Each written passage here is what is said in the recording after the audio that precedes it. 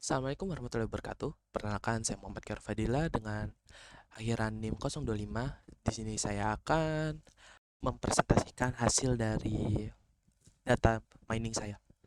Di sini saya menggunakan alur Crisp DM yang dimana memiliki 6 tahapan, yaitu business understanding, data preparation, modeling, evaluation, and deployment. Tujuan dari dataset ini adalah untuk mengidentifikasi distribusi gempa temporal dan spasial dan mengetahui besar dari kekuatan gempa tersebut. Untuk bisnis background, saya persilakan untuk di-post, saya persilakan Anda untuk mempost untuk membacanya sendiri. Untuk situation assessment, saya juga akan mempersilakan Anda untuk mempost ini dan ini adalah pertanyaan dan ini adalah jawabannya. Oke, untuk project planningnya kita akan ke business understanding terlebih dahulu, lalu kita ke data understanding.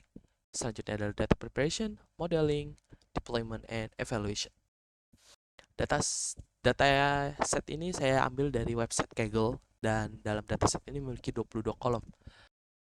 Saya akan zoom terlebih dahulu dan silakan di post untuk membaca apa sih maksud dari data ini. Oke, lanjut. Ini untuk deskriptif statistiknya. Saya zoomkan untuk Anda. Baik, kalau sudah, mari kita lanjut. Oke, untuk distribusi magnitudo gempa, ini saya menggunakan salah satu teknik yaitu distribusi. Lengkapnya ada di Colab.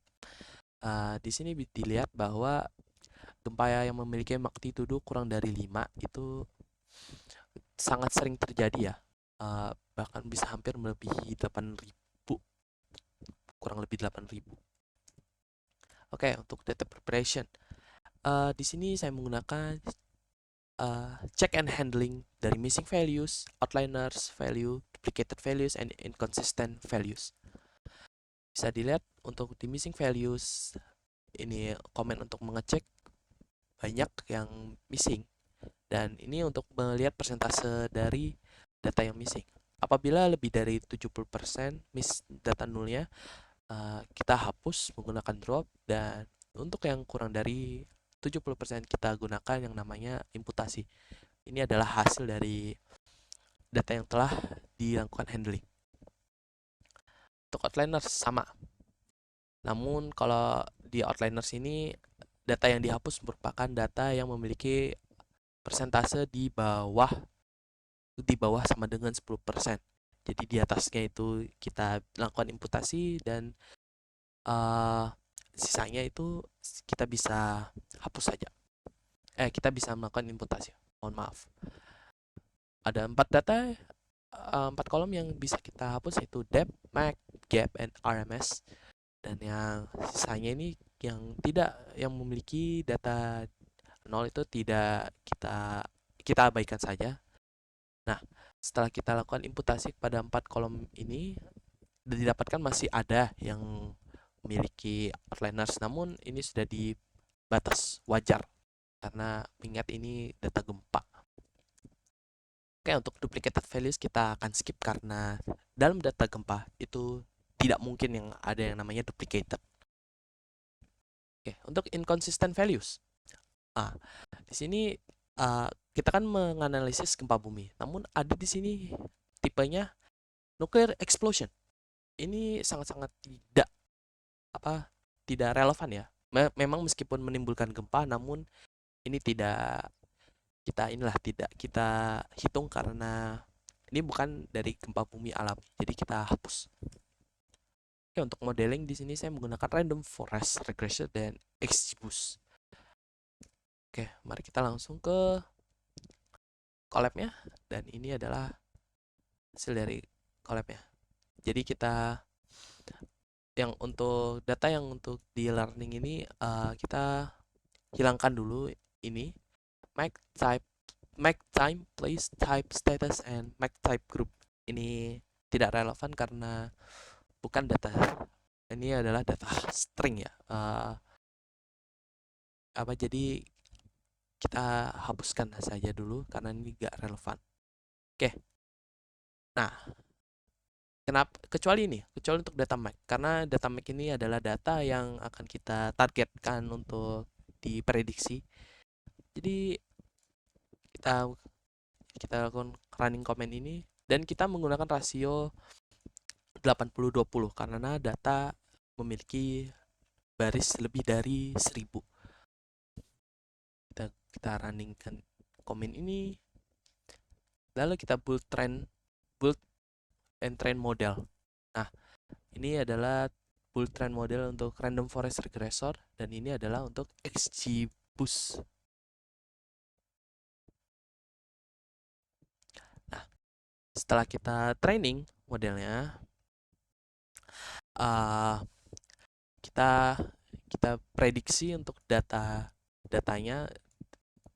Ini untuk RF, ini untuk XGBoost. Nah, setelah itu kita berikan dia di kolom baru ini untuk penilaian XGBoost prediction dan random forest prediction. Oke, untuk selanjutnya itu kita ke evaluation.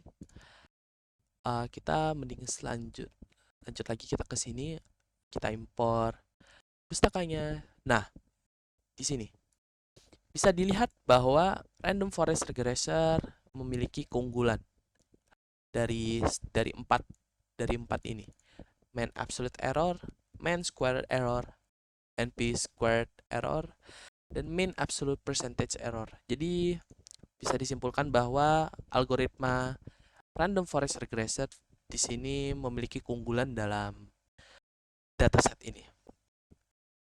Bisa dilihat dari grafik ini,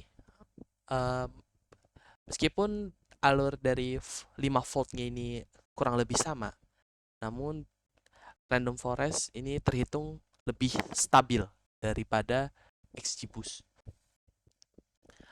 Nah, apa sih data yang paling berpengaruh? Yang paling berpengaruh ini adalah NST.